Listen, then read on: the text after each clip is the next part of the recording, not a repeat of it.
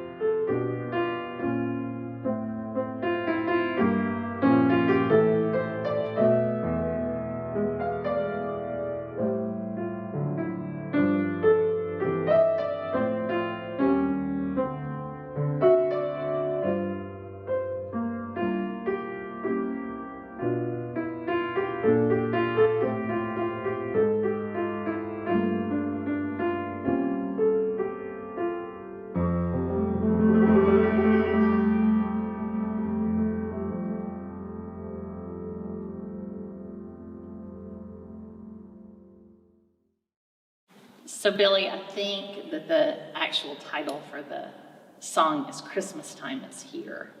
But then it went into the other one. So, just correcting you for just a moment there as Insep was playing. So. I don't mind being corrected, especially by someone who is old enough to remember John Denver. I know. But one of the things that I always knew that it was Christmas time here at Grace Avenue when Doug Cuny would break into the Charlie Brown Christmas Time Is Here. And so when Insep played that in worship a couple of weeks ago, it tugged at my heart, remembering all the times that Doug broke into that song. So what is one of your favorite Christmas memories? Well, I have a lot of Christmas memories from church. I've spent most of my Christmas Eves in my adult life, all of my Christmas Eves in my adult life, but even many as a child in church.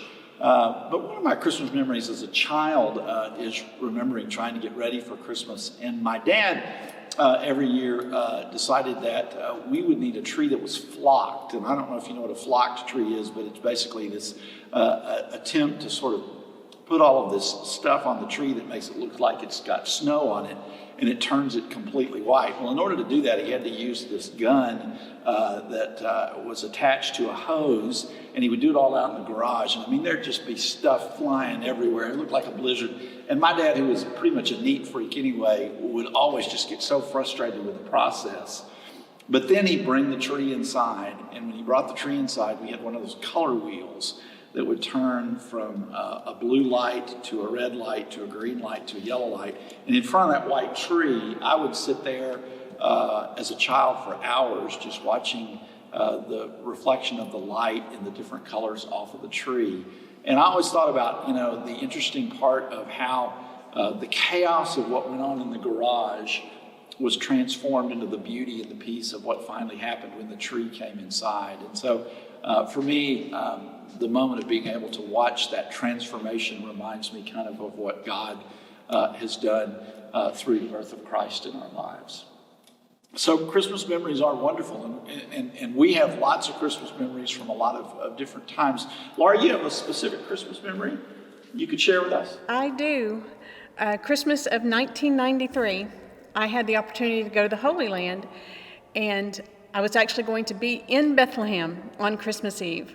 And before I went, I had it built up in my mind that this was going to be the most sacred, the most holy Christmas Eve I had ever had. And when we got there, it was chaos. There was so much activity in Bethlehem Square, and come to find out, it was the first year that they had allowed the Palestinians into Bethlehem for Christmas Eve.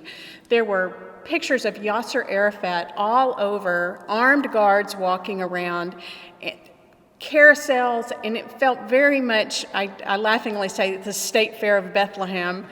But it was not my sacred, quiet, wonderful Christmas Eve that I had in my head until we were led to the top of the Church of the Nativity, which is the church that is built on top of where they believe Jesus was born.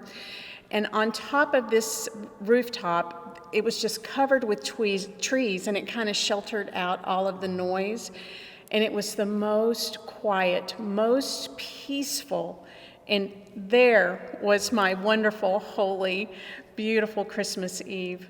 But I'm reminded of a song, of a carol. It's an Austrian carol, Still, Still, Still. And the choir's going to sing that for you now by Norman Luboff, Still, Still, Still.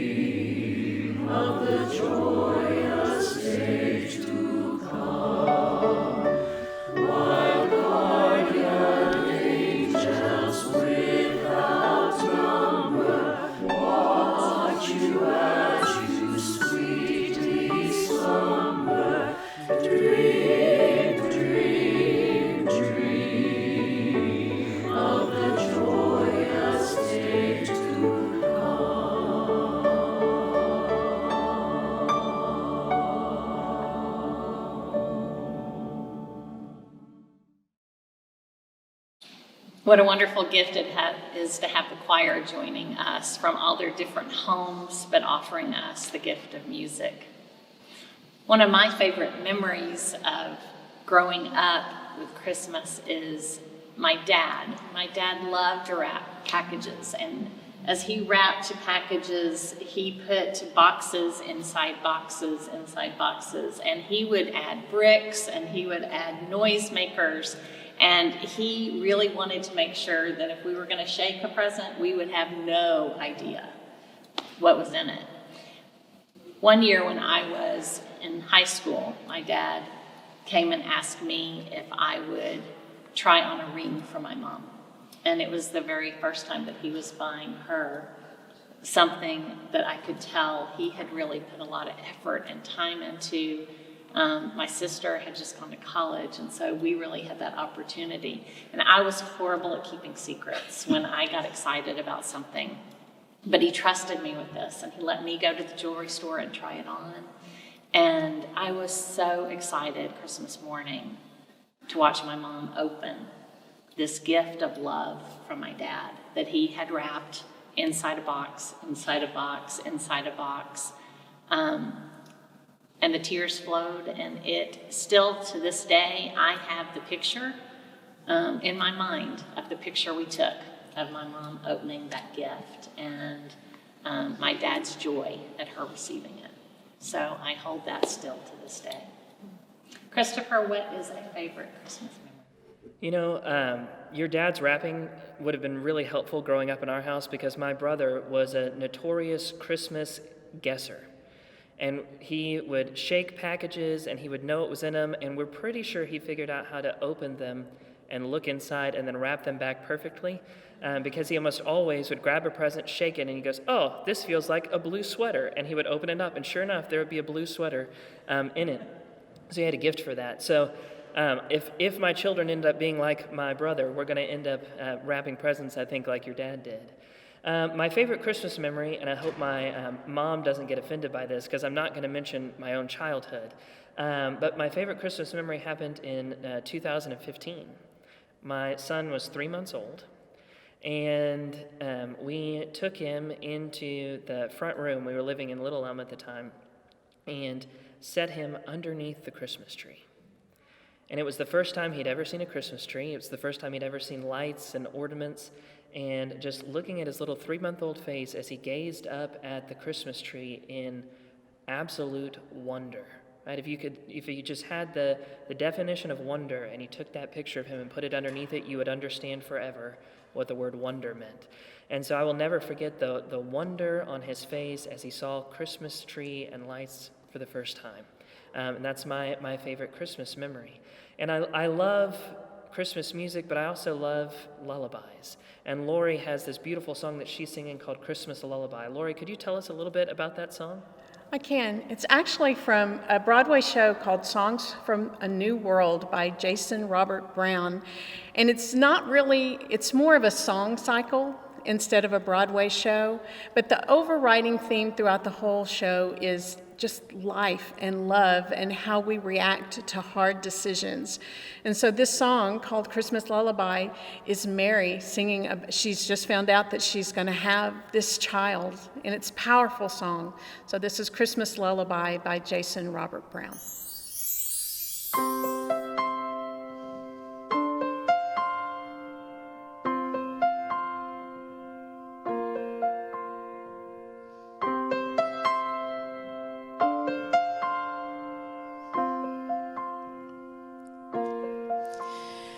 I'll never have the power to control the land or conquer half the world or claim the sun. I'll never be the kind who simply waves her hand and has a million people do the things I wish I'd done. But in the eyes of heaven, my place is assured. I carry with me heaven's grace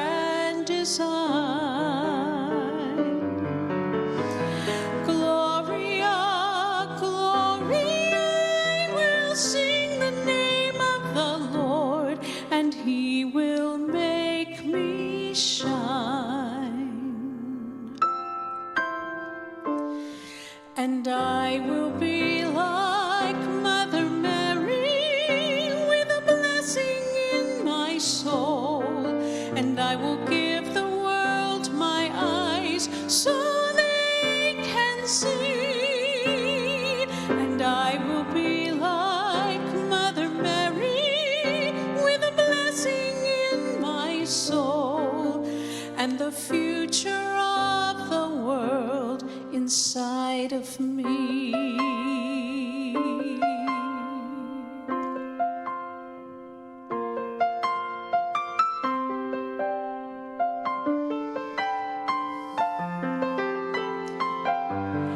In the eyes of heaven, my place is assured. I carry with me heaven's grand design. Gloria, Gloria, I will sing the name of the Lord, and He will make me shine. And I will be like Mother Mary with a blessing in my soul, and I will give the world my eyes so they can see, and I will be like Mother Mary with a blessing in my soul, and the future of the world inside of me. And I will be like Mother Mary with a power in my veins to believe in all the things I'm yet to be. And I will be like Mother Mary, and I'll suffer any pains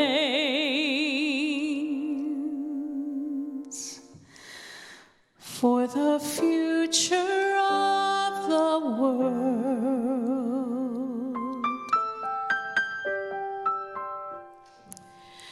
For the future of the world inside of me.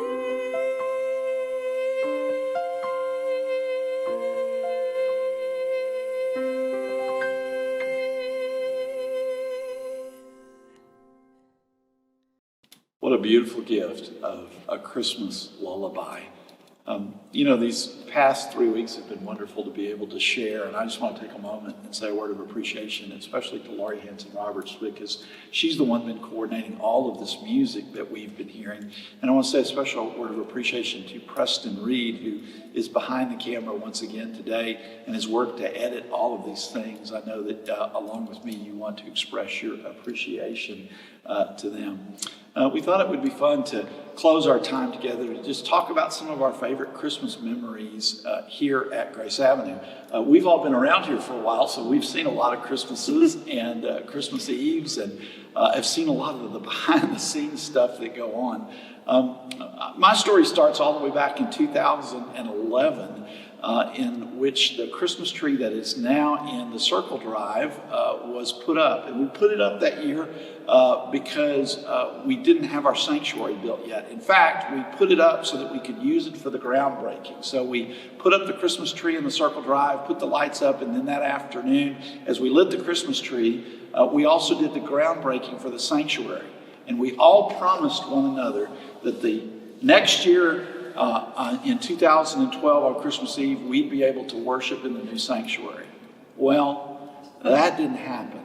And it was one of those things where throughout the fall, the date kept getting pushed back and pushed back and pushed back. And then finally we realized sometime around Thanksgiving of 2012 that we were not going to be in the new sanctuary for Christmas Eve.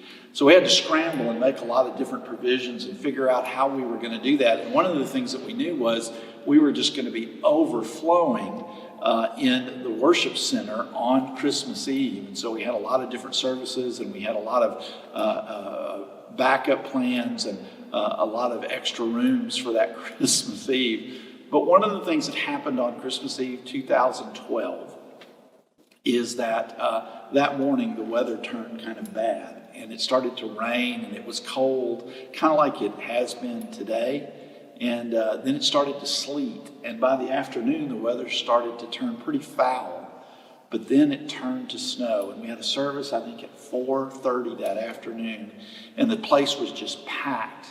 And we celebrated Christmas, and we sang Silent Night. We lit our candles, and as we were finishing the service, we opened the doors from the sanctuary and looked out, and it was snowing, the most beautiful snow I think I've ever seen, just coming down. And it continued throughout the rest of that Christmas Eve and into Christmas Day. The next day, Laura and I and her family, we came up here to see the church because it was finished on the outside. It just wasn't finished on the inside. And what we saw was this beautiful Christmas tree and the beautiful exterior of the sanctuary. And we got some beautiful pictures. One of them that you're seeing is a picture of Christmas Day 2012 with the sanctuary that was just about to be opened. And although it wasn't open for Christmas Eve, we opened it on Epiphany weekend. Wonderful, wonderful Christmas memory here at Grace Avenue. Christopher, you have something a little similar about that same day? So I want to tag into that. You know, in 2011, 2012, I was pretty much brand new to the staff. I actually came onto the staff right after Easter in 2011. And so these are, my first two Christmas experiences at Grace Avenue. And what I remember about Christmas Eve in 2012 is the overflow. You know, we scrambled to put chairs in and to get as many people into the worship space as possible, but we reached a point where it wasn't possible anymore. And so we started taking people into what was then the choir room. It's not the choir room anymore. Now it's, we call it room 108. It's a mix of different office space and mixed use space, but it was the choir room. So we packed everybody into the choir room. And then we ran out of space in the choir room. And then we were taking people upstairs, and then we filled room 214 and 216 and 218. So the entire right side of the upstairs hallway was full of people. And we were trying to figure out, we're going to get to this point in the service where we do candlelight. And so we kind of looked at you and Laura and we said, okay, well, we'll take a lighter up there. And Billy said, no, you're not taking a lighter up there. You have to take the light from the Christ candle to each of these rooms. We have to have the light come from here. And so we, as staff, we got our candles and we walked through the hallways to each room and passed the light into each room from the Christ candle in the worship center. And originally I thought, well, this is a really silly thing to have to try to do. But it ended up being this powerful moment, knowing that the light that was shared in the worship center was also shared in each individual room, and a reminder of the way we're called to take the light from our own services each Sunday out into the world. That it's this powerful reminder, and it's why you encouraged us to do it.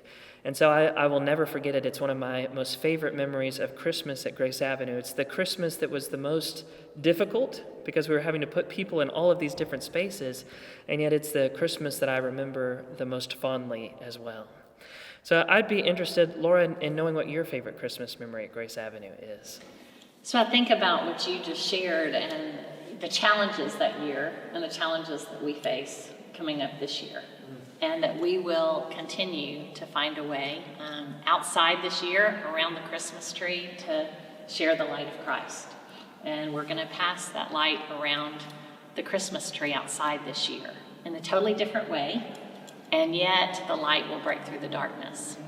From early on in the very first year that we gathered at the school at Grace Avenue, I did something for about 4 or 5 years while we were at the school, and I would dress as Mary and sit on the stage, and I would hold an infant child.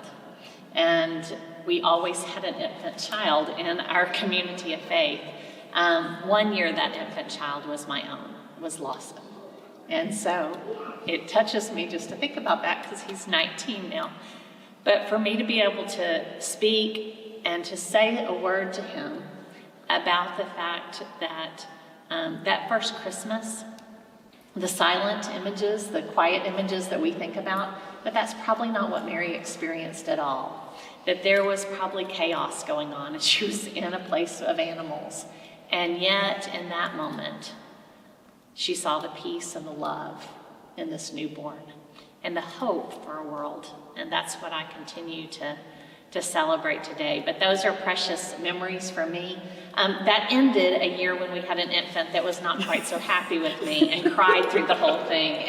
And we decided after that maybe that needed to be a tradition that we let go of. But I remember those fondly, and those are some of my favorite memories.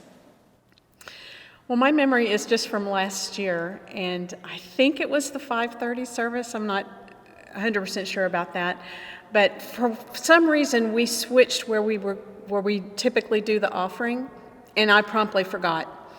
And I got up and I looked. Insup was not at the piano; he was in the sound booth, and I knew it was time for me to sing "O Holy Night," and there wasn't time, so I just started singing "O Holy Night" a cappella. Well, apparently the ushers were in this space going crazy trying to find offering plates because I had called for the offering too early.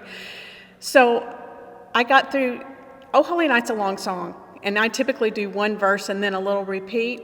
Well, I got through the entire first verse, and they were about halfway through.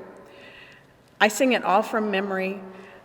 I don't know that I've ever sung the second verse, and I didn't have it in front of me, and I'm trying to recall the words, praying, "Please, dear God, give me the words, give me the words," and I just launched into it, and it was a Christmas miracle that I remembered the words.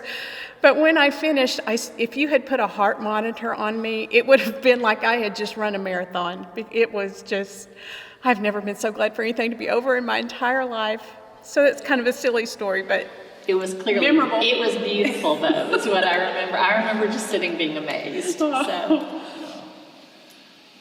The songs of the season are so very important to us, and I hope that you've enjoyed this time as much as we have. So much about Christmas, I think, is seeing it through the eyes of a child, not just being a child, but for every one of us to once again find that childlike faith.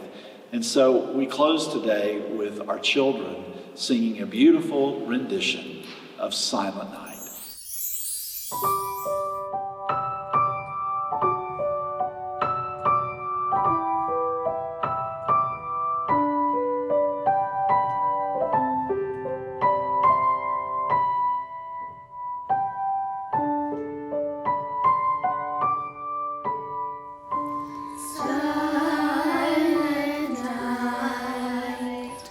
Holy night,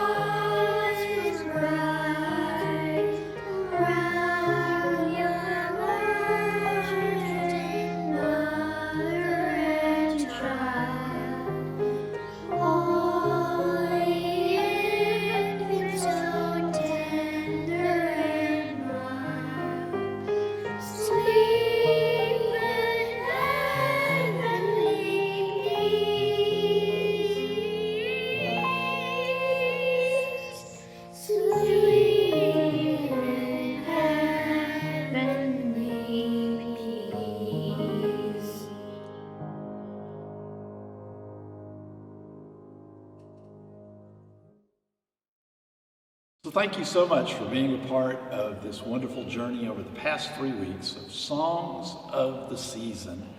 We remind you that we have a variety of activities that will celebrate Christmas. They're going to be a little different this year, as Laura said, and yet the joy and the wonder that we will feel will come through these experiences if we open ourselves to the possibility of what God can do. Please go to our website and check out all the different things that will be happening during the week of Christmas, and then especially the gatherings that will happen on Christmas Eve. Thanks again for being with us. God bless you, and most of all, Merry Christmas.